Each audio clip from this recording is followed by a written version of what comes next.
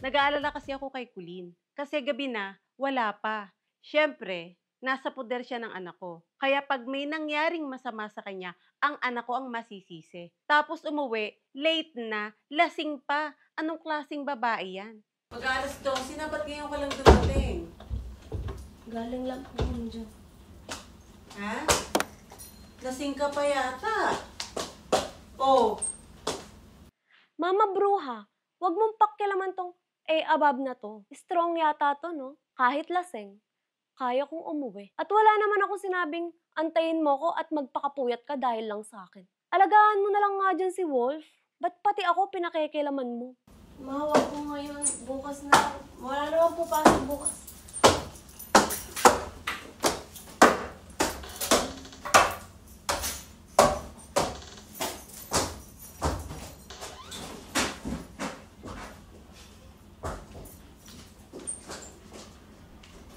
ibang-iba na talaga ang mga kababaihan ngayon.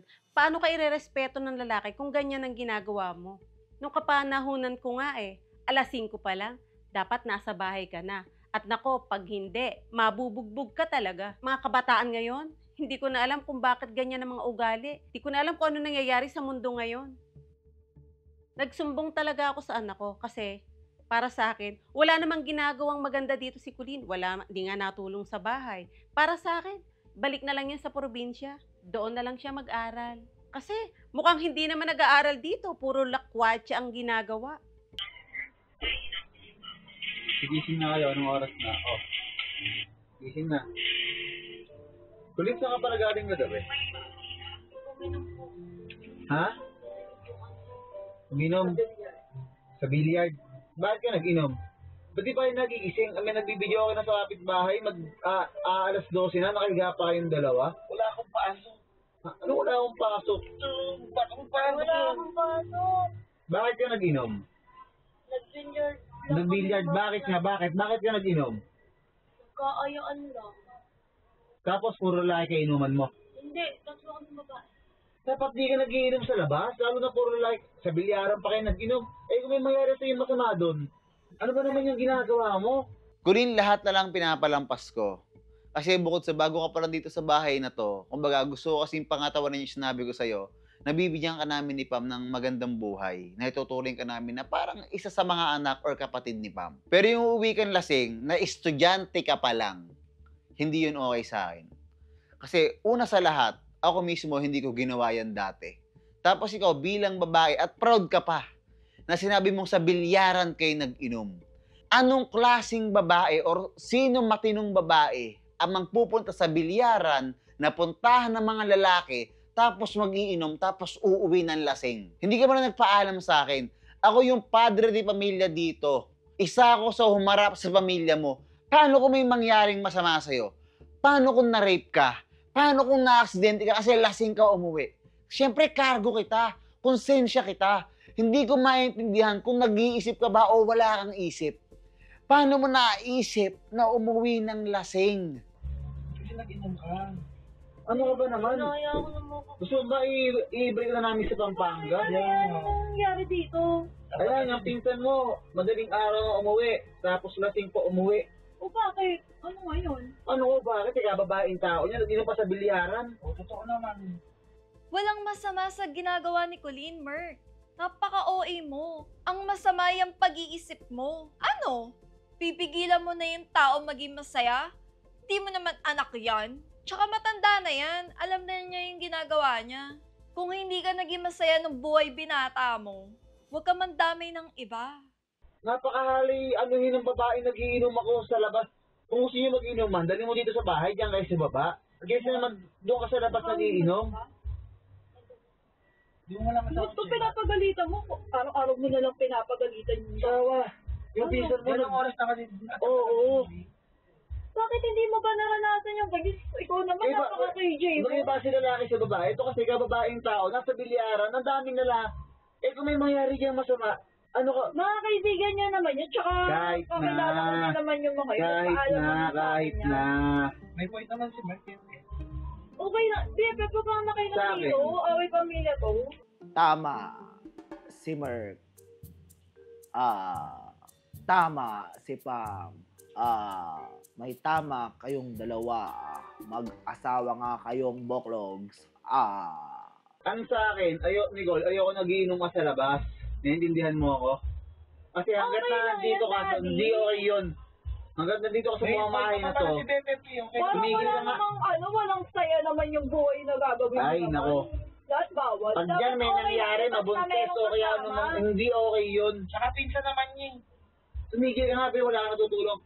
Nicole, as long as nasa bahay ka na to, susundin mo na ito sabihin ko.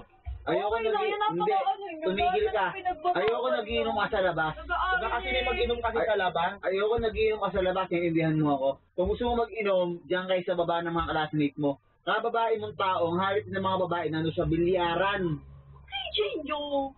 Sawa, tumahimik ka nga. Mamaya mabuntis siya, ang may mangyayari dyan, sagutin natin yan. Hindi naman yan sagutin ng pamilya nila. Napaka-OA lang kasi. Ano Hindi ba OA siya yun. magkaroon Sure ng lang siya. nightlife? Hindi ganun yun. Sa akin lang kasi ayoko siya Ano edad niya? Siyempre, okay lang yan. Hindi nga, gusto naman. Kanyang edad ka. Kaya marami nga yung mga napapahama ka na babae eh. Diyos ko naman, Diyos ko, pinapalaki niyo ng Meron na- 90s na. Nakikinig ka ba sa akin? Ha? Okay na. Okay lang yan, Hindi. bata pa yung ang ganyan. May ka. Bumaba na kayo, kakain na tayo. Kung masarap na yung buhay niya, huwag mong dami yung buhay. Ba't naman kasi late ka din umuwi? Hindi, nagbibilyard lang kami tapos. Anong hindi? Bakit ka nga kasi late umuwi ka? Ganda ko mo. Siyempre, minimum na lang maging PJ. Hindi mo lang ako chin ha. Hindi sana alam. Para pinuntahan kita. Sabi ko, di man na, wala bang Tama nga si Ate Pam. Ang pangit ng ugali ng kalal na Merc na to. Kuya Merc, kung hindi mo na-enjoy yung buhay mo noon, wag mo na idamay tong above na to. Tsaka isa pa, one of the boys kaya tong above na to. Kahit magpakalasing ako, walang mangyayaring masama sa akin. Kasi, mababait naman yung mga kalal na kaibigan ko. Hindi ako nakikipagkaibigan sa mga manyak at saka so cheap na mga kalal dyan. Grabe, Pam. Sobrang bastos mo. Parang pinapakita mo sa pinsan mo na wala akong boses dito kasi lagi mo akong kinokontra. Tang-ina. Eh di sana, naglibi na lang kayo ng pinsan mo kung lahat pa ng sasabihin ko, hindi nyo i-honor. Eh, tarantado pala kayo eh. Kaya nga ako padre di pamilya dito eh. Kasi kung ano sasabihin ko, dapat masusunod. Eh, paano susundin ng pinsan mo kung ikaw mismo hindi mo sinusunod? Putang inang buhay naman to, oh. Ano ba yung pinsan mo, asawa? Hindi mo Diyos ko. miserable yung buhay mo. Hindi miserable ang buhay ko. Ang pinag- Kaya ang inaano ko kasi, ikaw, laki ka sa probinsya. kaya nga, mo. Kaya pinukwento ko nga sa'yo, ang kababaeng tao nagiinom sa bilyaran. Hindi yung ganun, dahil. Ha? Ano, ang dami ko naman mga naging kaibigan Diyos ko. din ng mga babae na nasa Kahit bilyaran na nga, yung kapanahunan mo, iba yun sa mga Gen Z ngayon. Hindi yung ganun. Ha? Naiintindihan Pareho ko naman yun. yung point mo. Hindi. Naiintindihan ko yung point mo, babae. Delikado daw. Oo. Yun naman Kaya pala na eh. syempre, Oo. kasi ako babae ako, Oo. beto sa pinipigilan mo ko, lalo akong mag-irepente. Eh, ano nga gusto mo, hayaan natin yung gabi-gabi kung umuwi lasing, hayaan natin nasa Hindi ganun, bilyaran. okay lang na papayag mo, aalamin mo sino mga kasama. Asawa, Safe sa ba yung panahon kasama ngayon, nahirap niya? na magtiwala. Hindi Alam mo naman yan. sabing gabi-gabi Ang mo dami-dami payagan. nabubuntis Sinasabi yan, ko dami lang naman, napapahamak. Diyos ko, tapos mas pipiliin mo pa rin. Lagi mo kinakampihan yung pinsan mo, kahit na mali na ginagawa, kinakampihan mo pa rin. Ba't ka ganyan? Imbis sinasabi ko na, lang naman, at least hindi. imbis na itama mo yung ginagawa, ang ginagawa mo, kinakampihan mo, hinahayaan mo siyang gawin yung mga bagay na gusto niya. Eh, isipin mo, kapag pinapagalitan ko siya, kinokontra mo ako. Colleen, dahil sa'yo, nag-away ang dalawang may tamang mag-asawa. Dito nga siya nakatira. Pag nga may nangyari masama yan, tayo puputukan, ako puputukan kasi hinahayaan natin. Pwede ba sabihin namin pabinarya, labas kami dyan kasi gusto niya yan. Kung okay na ba sa pamilya nila, hindi wala akong Ay, yung pake. nanay niya nga, okay lang naman, Oh. pinapayagan naman niya. Yung nanay niya, pinayagan pumunta dito sa atin, mag-aral, tumira, pero hindi alam yung ginagawa ng babae na pinsan mo na nag-iinom kasama mga lalaki. Walang magulang na may gusto nun. Hindi ko alam kung bakit gusto mo yung part na yan. Pero Hindi ko gusto, ang inaano ko lang, naiintindihan ko yung ginagawa niya. Yung papa ko nga, ganyan-ganyan sa akin, kagaya mo eh. Hindi maganda yung pagpapalaki. Gusto ko lang yung makatakas, makalayo. Hindi maganda yung ganyang pagpapalaki na ano. Tsaka hindi mo naman anak yun, grabe ka naman mag-higpit. Maka-okay. Pangatlong beses na to na nag-aaway kami ni Pam dahil kay Colleen. Para sa akin talaga dapat bumalik na lang siya sa probinsya. Kasi yung ginagawa ko, hindi naman to para sa sarili ko eh. Para sa pinsan mo rin to, Pam, para kay Colleen. Diyos ko, anong gusto mo? Konsintihin ko yon?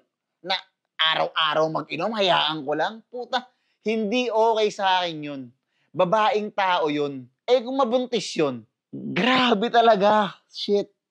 Hindi ko alam kung bakit kailangan ko pang ipaliwanag kay Pam to, which is babae din siya. Na dapat siya yung nakakaintindi sa akin. Ikaw dapat yung nag-iingat sa pinsan mo. Dapat nga mas conservative ka pa doon kaysa sa akin. Pero nangyayari, parang ako pa yung nag-iingat na parang kapatid ko yun. Eto sa lahat ng mga magulang dyan, or sa lahat ng mga babae dyan, kung magigets nyo ako. Sa lahat ng mga magulang na lang, kayo po, kahit kayo, hindi siguro okay sa inyo na umuwi yung anak nyo ng lasing na galing sa bilyaran. Alam ko naiintindihan nyo at hindi rin okay sa akin yun. Kaya huwag kayong maglala, itatama ko yung landas na tinatahak ni Colleen. Magkakasungay pa lang yan, puputulin ko na. At para sa'yo, asawa ko, alam ko medyo masakit to, pero sana tandaan mo to. Ayokong magaya sa'yo si Colleen na maagang nabuntis. Gusto ko siyang protektahan. Hindi ko siya tinuturing as a pinsan mo. Tinuturing ko siya as a kapamilya ko.